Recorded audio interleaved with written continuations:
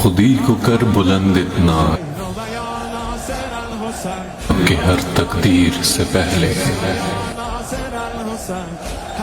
खुदा बंदे से खुद पूछे,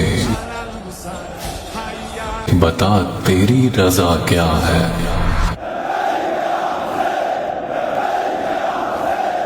या खादिम الحسین و یا ناصر الحسین، یا خادم الحسین و یا ناصر الحسین، حی علی الحسین سلام علی الحسین، حی علی الحسین سلام علی الحسین، یا سیدی سلام